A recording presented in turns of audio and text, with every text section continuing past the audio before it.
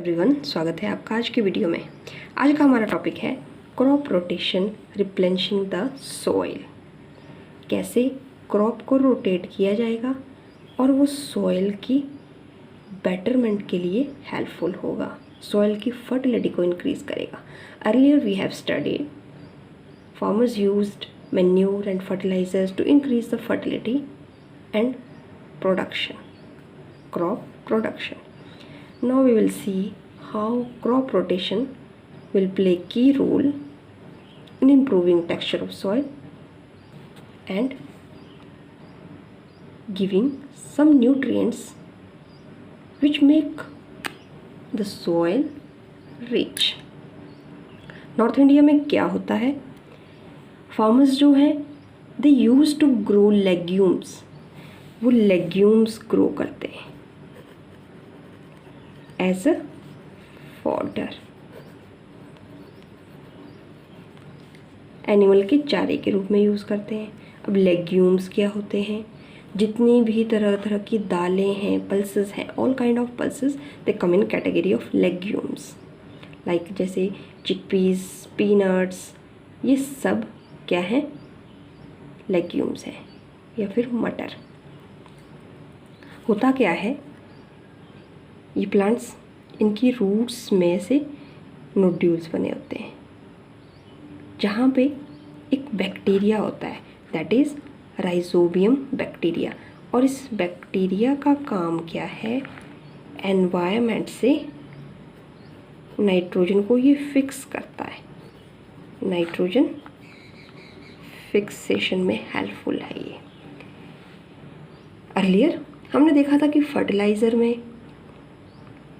अलग अलग फर्टिलाइज़र जो हैं वो या तो रिच होंगे नाइट्रोजन में, या तो फास्फोरस में, या फिर पोटेशियम में.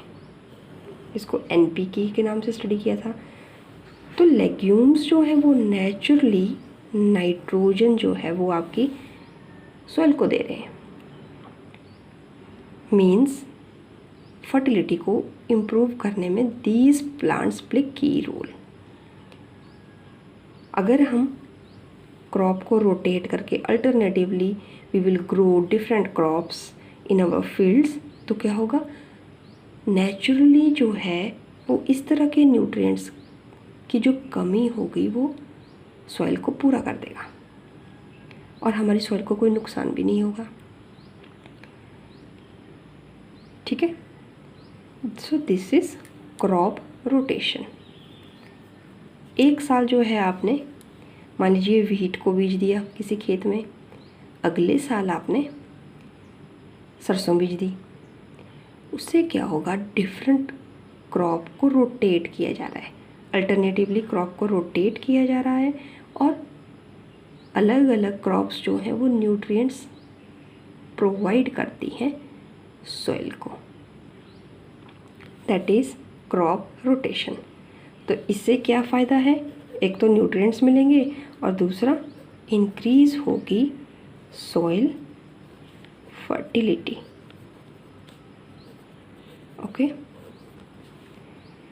आपने ये भी देखा होगा, कुछ टाइम के लिए फार्मर जो है वो फील्ड्स को खाली छोड़ देता है. हम एक फसल बेचते हैं, उसके बाद 2-3 महीने के लिए उस खेत को खाली छोड़ देते हैं. क्यों? ताकि उसकी न्यूट्रिएंट्स की जो कमी है सॉइल अपने आप नेचुरली पूरी कर सके. अगर हम लगातार उसे काम ही लेते रहेंगे तो वो उतने न्यूट्रिएंट्स हमारी क्रॉप को प्रोवाइड नहीं करवा पाएगी और इससे कंटिन्यूस फार्मिंग से क्या हो जाएगा, सॉइल आपकी इनफर्टाइल हो जाएगी. So farmer leaves fields vacant without any crop for some time period. Next topic is harvesting. Harvesting क्या है, किसी क्रॉप को मैच्योर होने के बाद उसको कट करना, दैट इज़ हार्वेस्टिंग. एक क्रॉप जो है वो ग्रो होने के लिए मैक्सिमम 3 to 4 मंथ्स लेती है.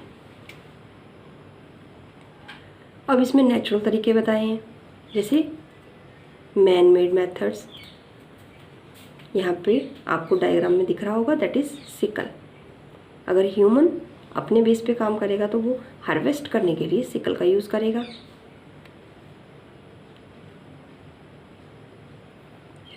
और यहाँ पे कंबाइन मशीन है। कंबाइन मशीन जो है वो जैसे गेहूं की फसल है उसको कट भी साथ में करती है और साथ में उसकी थ्रेशिंग भी हो जाती है। So this machine help to harvest, and ये हार्वेस्ट करने के लिए भी यूज़ होगी एंड थ्रेशर के रूप में भी यूज़ होगी, इसलिए इस मशीन का नाम है कंबाइन मशीन। बड़े बड़े फील्ड्स में इसका यूज़ किया जाता है। अब इससे जुड़ी हुई दो टर्म्स हैं, first is threshing and second is winnowing. You already studied these terms in class 6th। Same terms है। यहाँ पे ग्रेन को अलग किया जाएगा फ्रॉम द चाफ। दोनों प्रोसेसेस में ग्रेन को सेपरेट किया जाएगा, ग्रेन सेपरेटेड फ्रॉम चाफ। जो भी आपके ग्रेन्स के अलावा फसल का एक्स्ट्रा पार्ट है that is known as chaff. Threshing होगी लार्ज स्केल पे एंड विनोइंग ऐसे फार्मर्स जिनके पास स्मॉल होल्डिंग ऑफ लैंड है, they will use winnowing machine, this type of machine. This is all about harvesting. अब next important thing है कि आप स्टोर कैसे करते हैं। आपके पास हार्वेस्ट होके क्रॉप आ गई है, आप उसको स्टोर कैसे करेंगे। सबसे पहले उसका मॉइस्चर जो है वो उसको रिड्यूस किया जाता है, दैट इज़ अबाउट 14%। ग्रेन का मॉइस्चर जो है वो आप रिड्यूस करेंगे ताकि आप उसको ईजिली स्टोर कर सकें, नहीं तो वो ख़राब हो जाएगी। नॉर्मली ऐसे बड़े बड़े गोडाउन्स में लार्ज स्केल पे किया जाता है और अलग अलग पार्ट्स में ये दिया जाता है। That is about storage. Next is animal husbandry. अब एनिमल्स को जब आप प्रॉपर फूड प्रोवाइड करते हैं, शेल्टर प्रोवाइड करते हैं एंड केयर प्रोवाइड करते हैं, नॉर्मली तो हम पेट्स के लिए ऐसा करते हैं, बट जब हम लार्ज स्केल पे ऐसा करेंगे that is known as animal husbandry.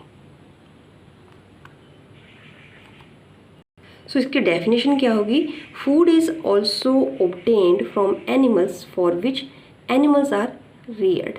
Animals को जिसके लिए रियर किया जाता है, पाला जाता है, this is called animal husbandry. This is all about this whole lesson. सारे क्वेश्चंस जो हैं वो इसी के बेस पे हैं। नेक्स्ट स्टार्ट करेंगे हम second chapter which is micro organism. Thanks for watching. मिलते हैं नेक्स्ट वीक।